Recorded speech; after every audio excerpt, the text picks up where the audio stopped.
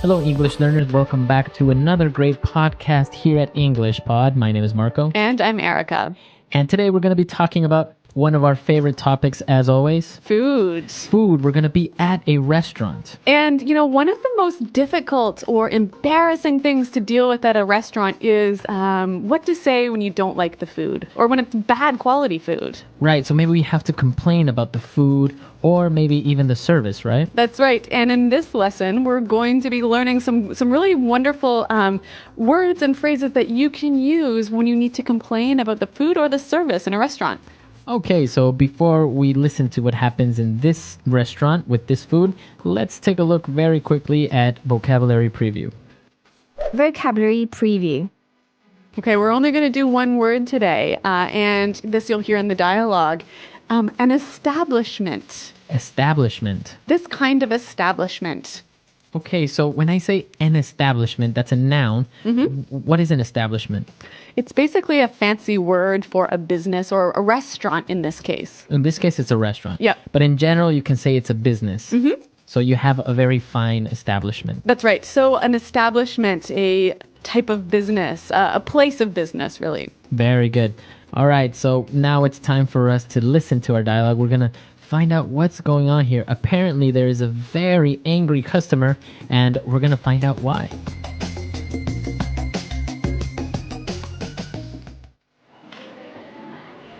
Excuse me, waiter. Yes, sir. What can I do for you? I've been sitting here for the past 20 minutes and no one has offered me a glass of water, brought any bread to the table, and our appetizers haven't been served yet. In this kind of establishment, I'd expect much better service. I'm sorry, sir. I'll check on your order right away. Relax, honey. The place is busy tonight, and I've heard the food is amazing. Anyway, Here you are, sir. The foie gras for the lady and a mushroom soup for you.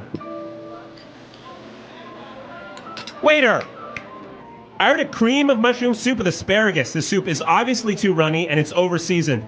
It's completely inedible. Okay, I do apologize for that. Can I bring you another soup, or would you like to order something else? Take this foie gras back as well. It's rubbery and completely overcooked.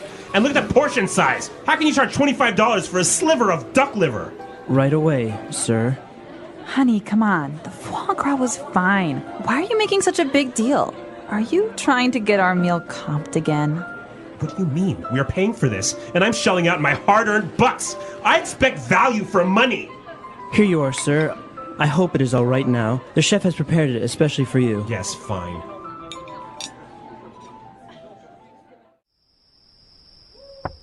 Honey, are you all right?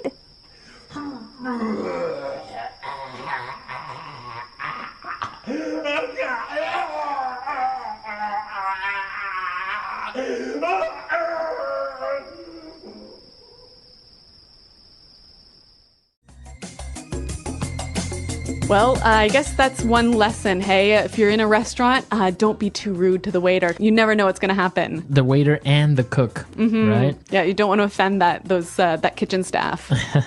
All right, so we'll talk about that a little bit later on, but now I think we had some really interesting vocabulary of how to describe food that is not well prepared, and we can take a look at that now in Language Takeaway. Language takeaway. All right, so the guy in this dialogue, he ordered a mushroom soup, and he complained that the mushroom soup was too runny. Okay, the soup is too runny. Runny. So he wanted a cream of mushroom, so it should be a little bit thicker. Yep.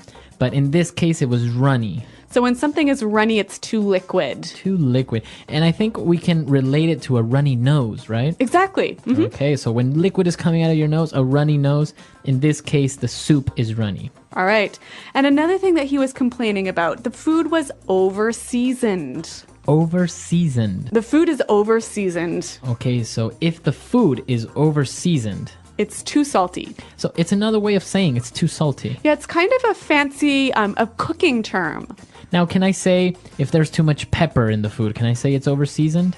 Well, technically, no. When a cook says something is over-seasoned, he's talking salt only. Only salt. Okay. So the cream of mushroom is very runny. It's over-seasoned, and he said it's completely inedible. Inedible. It's inedible. Inedible. Now, this word edible, You can eat it. You can eat it. So we add this prefix inedible. You cannot eat it. This is not possible. Yeah. And it doesn't mean that physically you can't eat it. It just means it's pretty disgusting. Okay. This food is inedible. And then he started to complain about the other dish. And he said that it's rubbery. Rubbery. The foie gras was rubbery. All right. So I think we noticed the word rubber. So obviously, if a food is rubbery, it tastes, or it's too chewy. It's like chewing on the bottom of your shoe, right? Okay, so it's too hard to chew or to swallow. Exactly. All right. Apparently, the food was rubbery because it's completely overcooked. Overcooked. All right, we have overcooked. So when something is overcooked, I mean, it's easy to understand that it's cooked too much. But it doesn't mean that it's burnt, right? No, so maybe you've ordered your steak to be rare, but it comes to you well done. So it's not burnt, but it's cooked too much. So also, I guess we can say like chicken. Sometimes if you overcook chicken, it comes out too dry. Yep. All right, so to overcook something. And finally, he was complaining about the size of the dish, and he said, this is a sliver of duck liver. Okay, a sliver. A sliver. All right. Now, this word sliver is like a slice, right? A very small, tiny little slice. Okay, so we can say, okay, I just want a sliver of bacon for breakfast. All right, why don't we hear a few more examples of how we can use sliver? Example 1. No, John's on a diet. He'll just have a sliver of cake and no ice cream. Example 2. I'm really full, but it looks so delicious. Can you just cut me a sliver? Example 3. You call this sliver of beef on my plate a meal? There's almost nothing here.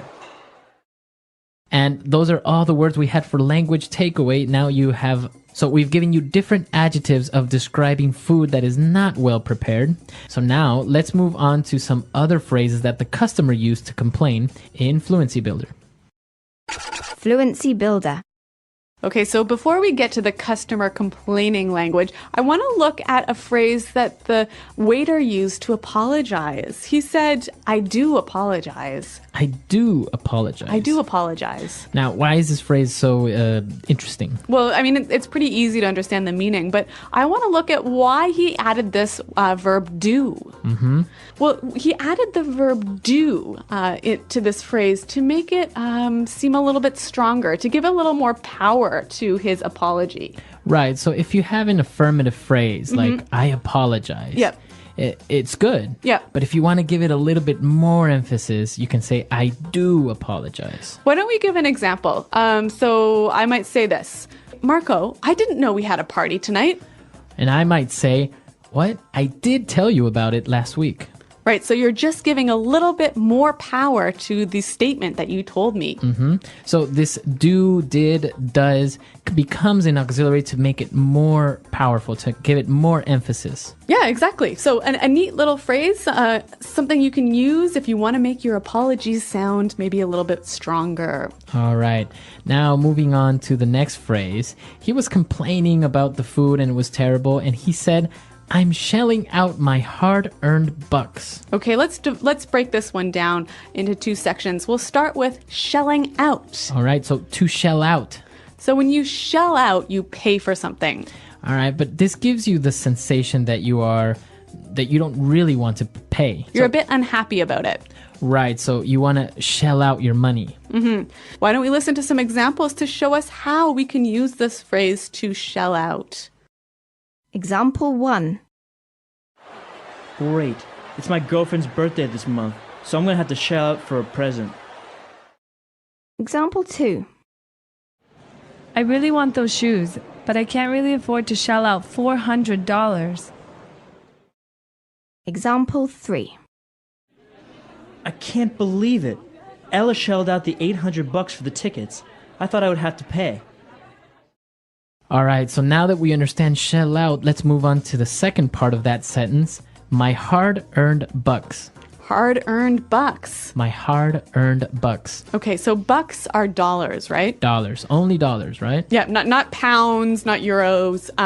But his hard-earned bucks is money he had to work really hard for. So I can also say my hard-earned money, right? Or my hard-earned cash. Exactly. Very good. So you worked hard to get it. All right, so three great phrases that can be used when you're complaining in a restaurant. And why don't we hear them one last time in context by listening to the dialogue?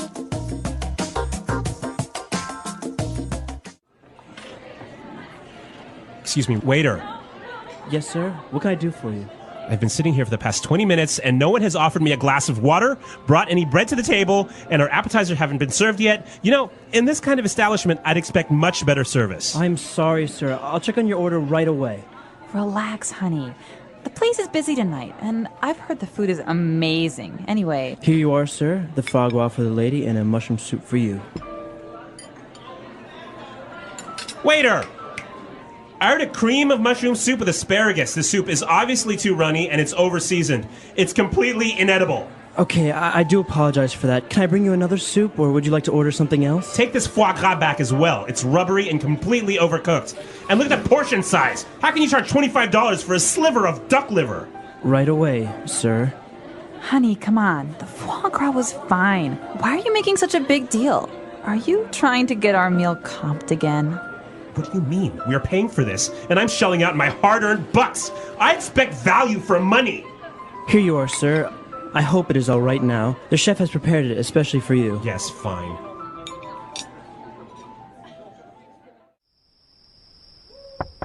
Honey, are you all right?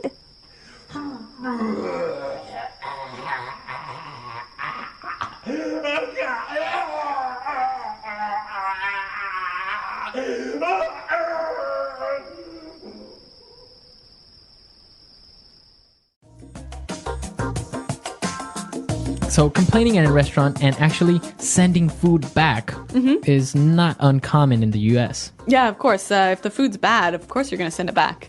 But maybe in other cultures, I think people would be a little bit more reluctant to do something like this. Yeah. But hey, you know what's an interesting thing about the way Americans eat in restaurants is sometimes at the end of the meal, if they haven't finished everything, they might ask for a doggy bag. A doggy bag, yeah. Yeah. So what is that, a doggy bag? Well, usually if you order a big meal or, half your steak is left over on your Yeah. plate, you would ask for a doggy bag and they would bring you a little box or a bag and you would take it to supposedly give it to your dog. Right. So it's sort of like you tell the waiter, oh, the steak was so good, I couldn't finish it. Can I take some home to my dog? Right. So you would just ask, waiter, can I have a doggy bag? Right. But it's sort of like code for I'm going to eat this tomorrow for lunch. Exactly. Because people wouldn't really give it to their dogs. Yeah. I mean, that steak wrapped up in a fancy sort of foil swan is going to be pretty delicious the next day. right. Yeah, it's actually very common in the US, but in other countries, people will leave Yeah. entire plates of food on the It'd table. be totally impolite to ask the waiter to pack up the food for you. Exactly. Yep. So a little bit of cultural differences, but we want to know what you think and how things are done maybe in your country with complaining or sending food back or even this whole doggy bag situation.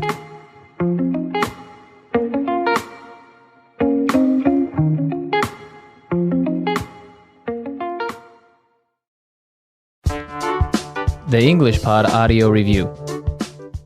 Listen to the meaning, then say the vocabulary word. A bad second taste.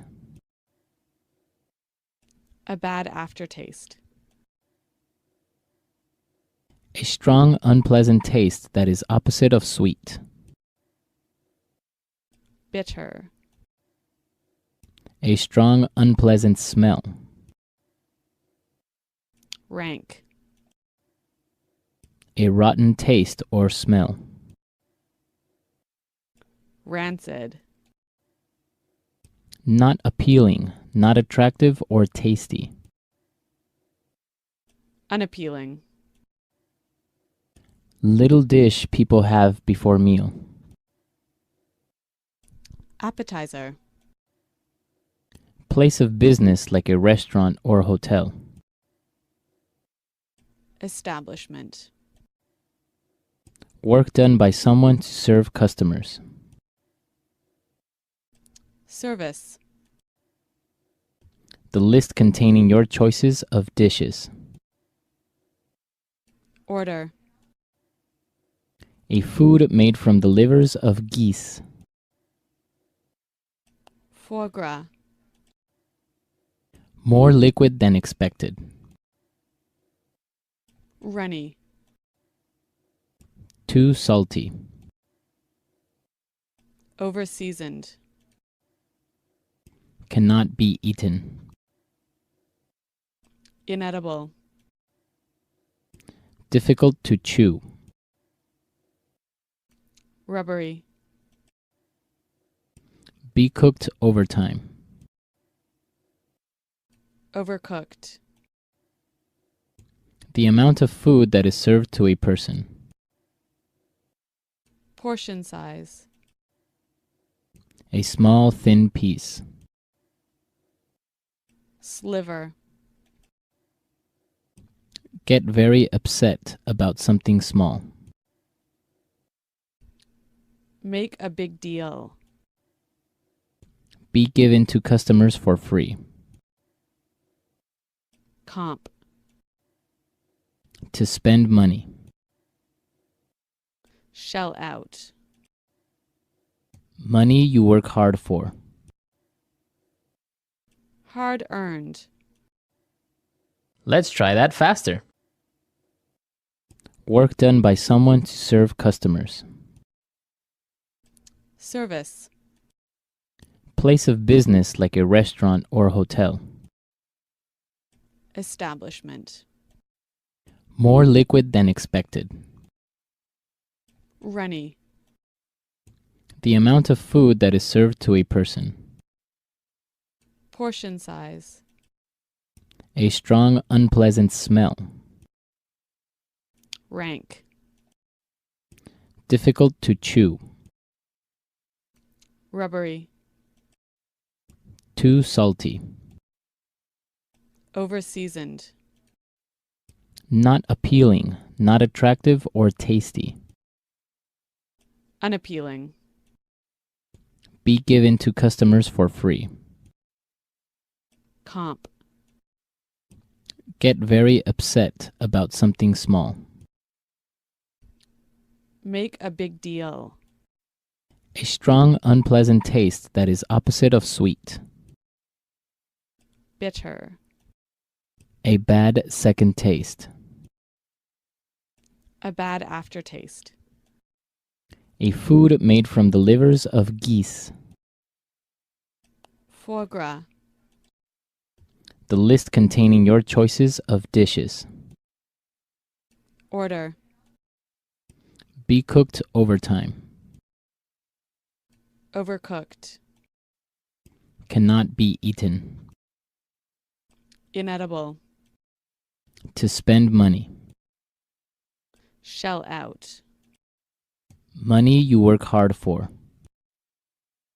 Hard earned. A rotten taste or smell. Rancid. A small, thin piece. Sliver. Little dish people have before meal. Appetizer. Now say the word and hear it in a sentence. Inedible.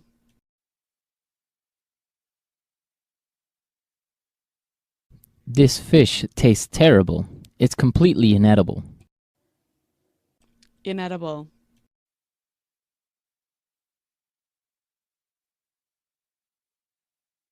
If you leave meat out of the refrigerator for too long, it will be inedible. Inedible.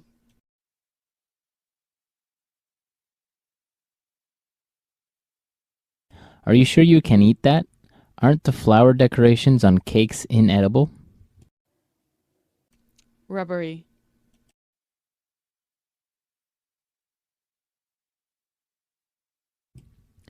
This steak is so rubbery I can barely chew it. Rubbery.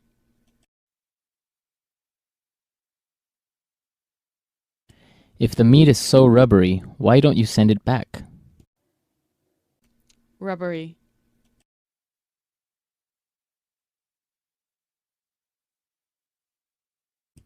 The foie gras is so rubbery. I bet it would bounce on the floor if I dropped it. Sliver.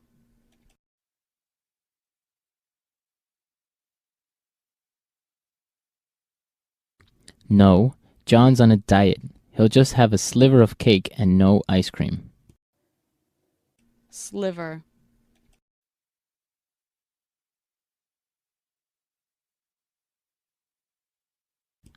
I'm really full, but it looks so delicious. Can you just cut me a sliver? Sliver.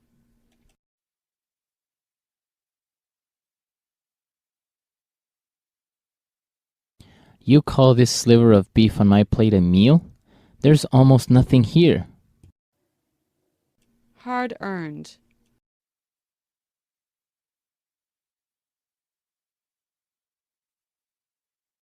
Doesn't it feel good when you use your hard-earned bucks to buy something you've always wanted? Hard earned.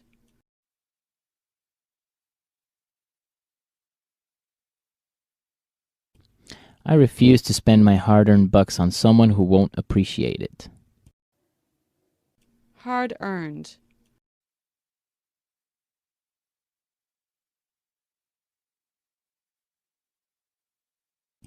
Richard is such a great guy. Every year he would donate his hard-earned bucks to a different charity.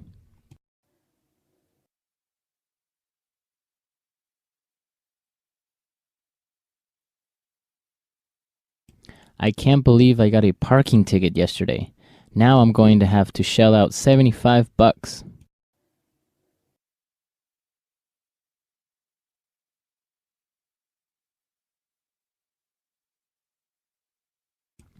It's me and my girlfriend's 5-year anniversary on Saturday, so I'm going to shell out for a nice dinner and a pair of nice earrings.